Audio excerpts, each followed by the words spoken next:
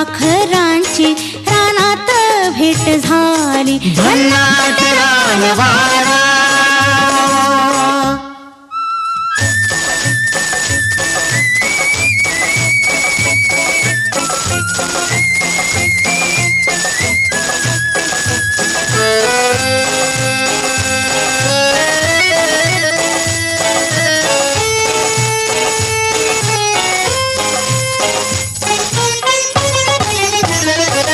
एकाच रानामंदी वाढलो एका ठाई, पुराण्या वळखीला ज्वानीची नवलाई.